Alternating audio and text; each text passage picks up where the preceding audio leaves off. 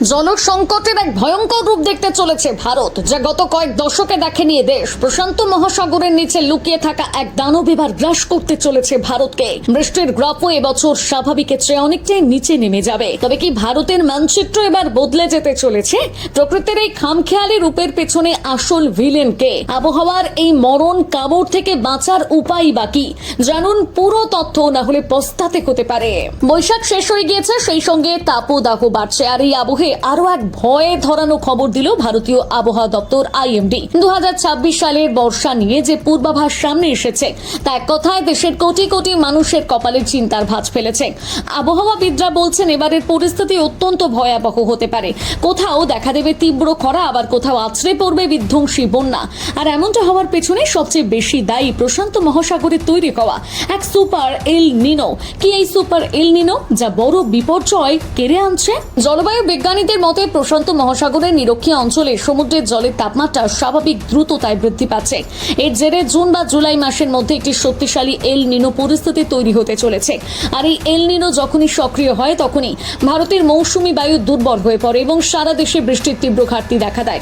ফলে বিজ্ঞানীদের অনেকেই দাবি করছেন 1997 বা 2015 সালের মতো ভয়াবহ বিধ্বংসী এল নিনো পরিস্থিতি এবারও দেখা যেতে পারে। সেই মতো IMDর পূর্বাভাস, আগামী জুন থেকে সেপ্টেম্বর মাস পর্যন্ত ভারতে যে দক্ষিণ পশ্চিম মৌসুমী বায়ুর প্রভাবে বৃষ্টি হয় তার পরিমাণ দীর্ঘমেয়াদী গড়ের মাত্র 92% নেমে আসতে পারে।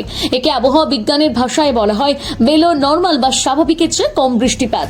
এদিকে কম বৃষ্টির জেরে খারিফ ফসল উৎপাদনে সরাসরি প্রভাব পড়বে বলে মনে করা হচ্ছে। আবহাওয়াবিদদের মতে আগামী অগস্ট সেপ্টেম্বর মাসে বৃষ্টির ঘাটতি ভয়াবহ আকার নিতে পারে পাঞ্জাব, হরিয়ানা এবং রাজস্থানে। এর জেরে খরা সদৃশ পরিস্থিতি তৈরি হতে পারে ইন্দোর, উজ্জয়িনী, গোয়ালিয়র, চম্বল, জব্বলপুর, রেওয়া, সাগর এবং নর্মদাপুরম এলাকায়। এছাড়া মহারাষ্ট্র, গুজরাট, ওড়িশা, অন্ধ্রপ্রদেশ এবং কর্ণাটকের খরাপ্রবণ এলাকাগুলো চরম সংকটে পড়তে পারে। দিল্লি NCR অঞ্চলের গরম ও শুষ্ক আবহাওয়া দীর্ঘস্থায়ী হতে পারে।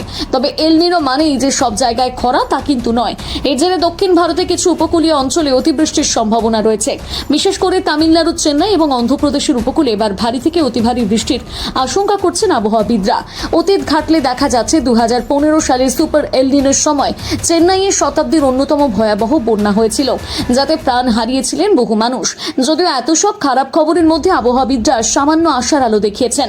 প্রকৃতির এই মারকুটের রূপের মাঝে ভারতকে বাঁচাতে এগিয়ে আসতে পারে IOD তথা পজিটিভ ইন্ডিয়ান ওশান ডাইপোল। বিজ্ঞানীদের দাবি মৌসুমের শেষের দিকে ভারত মহাসাগরের পশ্চিমাংশের জল যদি স্বাভাবিকের চেয়ে উষ্ণ হয় তবে এটাকে পজিটিভ IOD বলা হয়।